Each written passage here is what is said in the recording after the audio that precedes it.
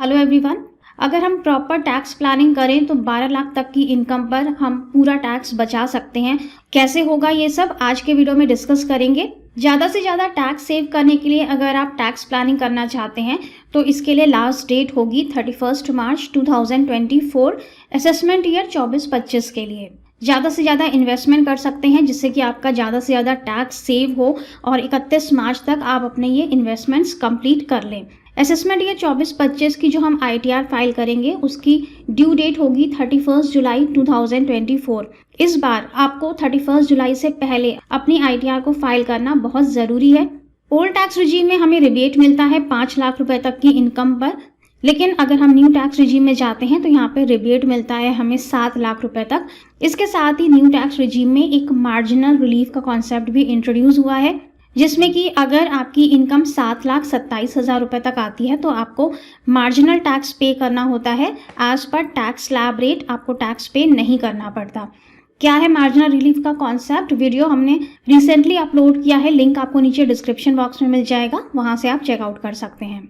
आज के वीडियो में हम डिस्कस करने वाले हैं कि अगर हमारी सैलरी 12 लाख रुपए तक है तो हम किस तरह से अपनी टैक्स प्लानिंग करके अपना टैक्स सेव कर सकते हैं और अपनी इनकम को 5 लाख रुपए के नीचे ला सकते हैं, जिससे कि हमारा कोई भी टैक्स नहीं बनेगा। चलिए स्टार्ट करते हैं आज का वीडियो। सबसे पहले हमने यहाँ पे ली है ग्रॉस सैलरी 12 लाख रुपए की। इस ग्रॉस सैलरी में 8 लाख हमारी बेसिक सैलरी है और 4 लाख का यहाँ पर HRA भी इंक्लूड है। जितनी भी हमारी बेसिक होती है उसका 50% हमें HRA मिलता है। 8 लाख हमारी बेसिक है और 4 लाख हमारा HRA है। HRA का डिडक्शन क्लेम करने के लिए आपको ध्यान रखना है कि आप हमेशा HRA को अपनी सैलरी में इंक्लूड करके ही लिखेंगे। अब देखते हैं कि इसमें से क्या क्या डिडक्शंस हम क्लेम कर सकते हैं। ये जितनी भी इनकम्स और जितने भी डिडक्शंस हमने यहाँ पर लिए हैं वो केस टू केस वेरी करते हैं। ऐसा नहीं है कि जो केस आपके ऊपर एप्लीकेबल है वही दूसरे पर्सन के ऊपर भी एप्लीकेबल होगा।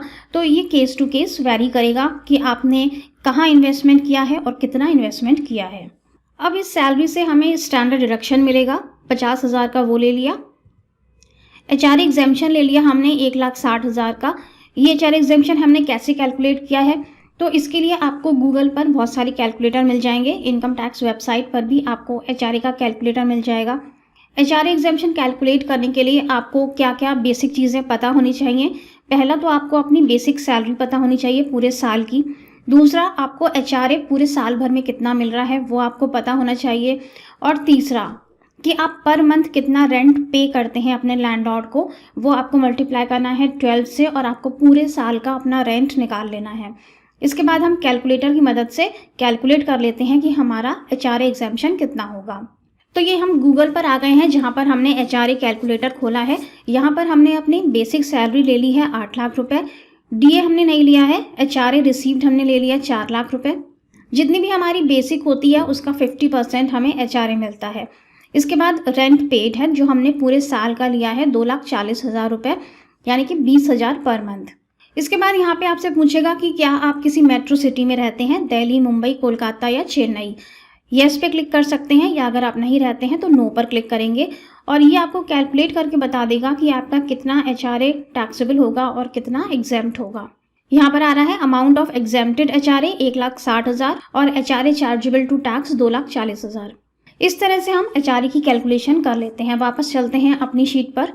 तो एग्जेम्प्टेड HRA है हमारा 1,60,000 का, जो हम इसमें से माइनस करेंगे। इसके बाद आता है सेक्शन 80 CCD 2, जिसमें कि आपका एम्प्लॉयर आपके NPS फंड में कंट्रीब्यूट करता है। 80 CCD 2 में हमें कितना डिडक्शन मिलता है, जितनी भी आपकी बेसिक है उसका 10% से ज़्यादा नहीं होना चाहिए। और अगर आप गवर्नमेंट एम्प्लॉई हैं तो जितनी भी आपकी बेसिक है उसका 14% से ज़्यादा डिडक्शन नहीं मिलता है। तो यहाँ पर हमारी बेसिक 8 लाख रुपए की है, लेकिन हमने यहाँ पर सिर्फ 50,000 का डिडक्शन लिया है। मैक्सिमम यहाँ पे 80,000 तक मिल सकता है अगर आपका एम्प्लॉयर उतना कंट्रीब्यूट करता है। हमारी नेट सैलरी यहाँ पे 9,40,000 की आ गई है। इसके बाद आता है interest on home loan. Tax save करने के लिए ये सबसे अच्छा ऑप्शन है कि आप एक होम लोन ले लें। आपकी EMI पर इंटरेस्ट पोर्शन का भी डिडक्शन मिलता है सेक्शन 24B में, और 80C में भी आपको प्रिंसिपल पोर्शन का डिडक्शन मिलता है। इंटरेस्ट ऑन होम लोन पर मैक्सिमम 2 लाख रुपए तक का आप डिडक्शन ले सकते हैं अगर आप वो पे कर रहे हैं। होम लोन के जो इनिशियल ईयर्स होते हैं उनमें इंटरेस्ट पोर्शन काफ़ी ज़्यादा होता है और प्रिंसिपल पोर्शन कम होता है। तो इंटरेस्ट पोर्शन यहाँ पर 2 लाख रुपए का आप डिडक्शन ले सकते हैं। इसके बाद आता है 80C। 80C की मैक्सिमम लिमिट है 1,50,000। इसमें आप कहाँ कहाँ इन्वेस्ट कर सकते हैं? NSC ले सकते हैं, PPF ले सकते हैं, सुकन्या समृद्धि योजना में इन्वेस्टमेंट कर सकते हैं, FDR ले सकते हैं बैंक में जिसमें कि 5 साल का लॉक इन पीरियड होता है, ELSS म्यूचुअल फंड्स ले सकते हैं जिसमें कि 3 साल का लॉक इन पीरियड होता है, LIC का प्रीमियम यहाँ पे ले सकते हैं, बच्चों की ट्यूशन फीस यहाँ पे ले सकते हैं। तो 80C को तो आप पूरा अवेल कर लीजिए, बिल्कुल भी मत छोड़िएगा। बहुत ही अच्छा सेक्शन है टैक्स सेव करने का। 1.5 लाख की लिमिट है यहाँ पर। इसके बाद आता है 80CCD 1B। आप खुद से भी अपना NPS अकाउंट खोलकर उसमें कंट्रीब्यूट कर सकते हैं। उसके लिए एडिशनल डिडक्शन मिलता है यहाँ पर 80CCD 1B में, जिसमें कि मैक्सिमम लिमिट है 50,000। एक NPS अकाउंट खोल लें, ऑनलाइन खुल जाता है और उसमें आप हर साल 50,000 रुपये इन्वेस्ट कर सकते हैं। इसके बाद आता है सेक्शन 80D। सेक्शन 80D में मैक्सिमम 75,000 रुपये आप क्लेम कर सकते हैं। कैसे? अगर आपने अपना वाइफ का या बच्चों का मेडिकल इंश्योरेंस लिया हुआ है तो उसके प्रीमियम पर आपको 25,000 रुपये तक का डिडक्शन मिलता है। और अगर आपके सीनियर सिटीजन पेरेंट्स हैं तो उनके लिए भी आपको अलग से 50,000 रुपये का डिडक्शन मिलता है। अगर आपने सीनियर सिटीजन पेरेंट्स के लिए कोई भी मेडिकल इंश्योरेंस नहीं लिया हुआ है तो आप उनके कोई भी मेडिकल बिल्स या सर्जरी या ऑपरेशन का खर्चा 50,000 रुपये तक क्लेम कर सकते हैं।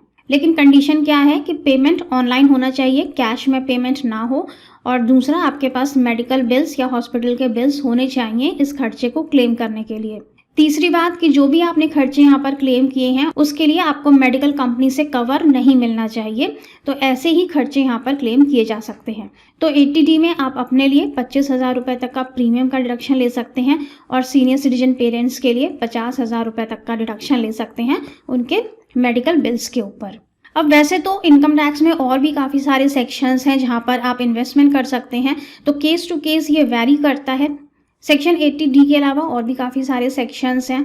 मेडिकल एक्सपेंडिचर क्लेम करने के लिए सेक्शन 80DD है, 80DDB है, 80U है, लेकिन यहाँ पर कुछ डिजीजेस स्पेसिफाइड की गई हैं। अगर उन डिजीजेस का आप ट्रीटमेंट करवा रहे हैं तभी आप यहाँ पे एक्सपेंस क्लेम कर सकते हैं। लेकिन अगर हम 80D की बात करते हैं तो यहाँ पर कोई भी डिजीज स्पेसिफाई नहीं है, तो आप किसी भी तरह के बिल का खर्चा यहाँ पर क्लेम कर सकते हैं सीनियर सिटीजन पेरेंट्स के लिए। तो हमारी नेट सैलरी आ गई थी 9,40,000 रुपये की, जिसमें से हम ये सारे डिडक्शंस लेस कर देंगे। अब हमारी नेट टैक्सेबल इनकम कितनी आ गई? 4,65,000 की।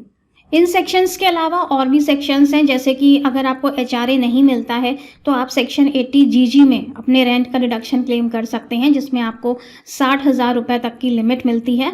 इसके अलावा अगर आप चैरिटेबल इंस्टीट्यूशंस या ट्रस्ट को डोनेशन देते हैं तो उसका डिडक्शन मिलता है।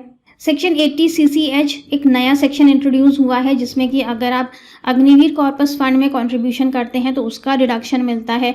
इस तरह से आप अपनी टैक्स प्लानिंग कर सकते हैं और अपनी नेट टैक्सेबल इनकम को 5 लाख रुपए के नीचे ला सकते हैं।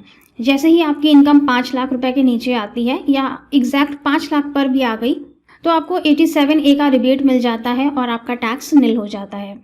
अगर आपकी इनकम 7 लाख रुपए तक है तब तो आपको कुछ भी सोचने की ज़रूरत नहीं है। आप बिना सोचे समझे न्यू टैक्स रिजीम में जा सकते हैं, जहां पर कि 7 लाख रुपए तक की इनकम पर कोई भी टैक्स नहीं है।